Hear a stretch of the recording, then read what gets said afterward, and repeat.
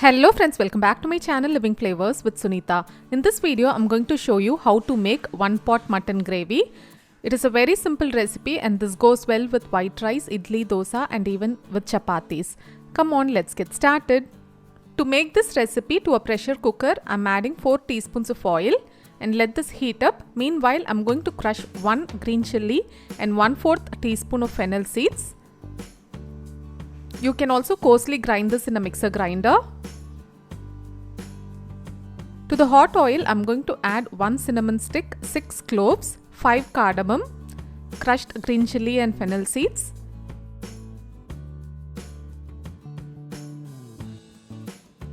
and 2 bay leaf.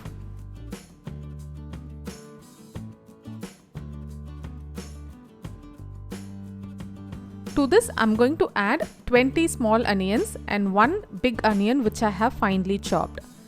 Saute this on medium flame for around 2 to 3 minutes until they turn translucent.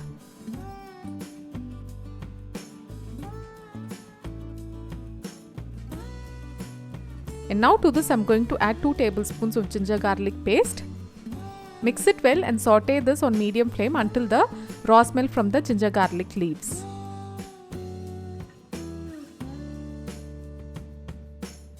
And now to this I'm going to add 1½ teaspoon of chilli powder, 1 teaspoon of Kashmiri chilli powder to give that vibrant red color, 2 teaspoons of coriander powder, 1 teaspoon of turmeric powder and 1 teaspoon of garam masala.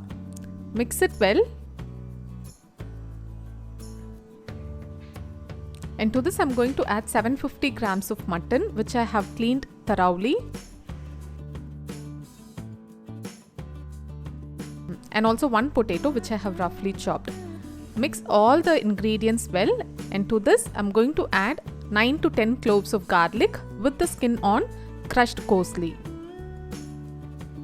Just crush and add it, and to this I'm going to add required amount of rock salt.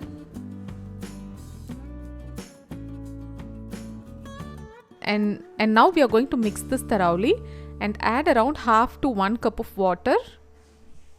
And close the lid and let this pressure cook for 5 whistles or until the mutton turns tender. And now the pressure has released.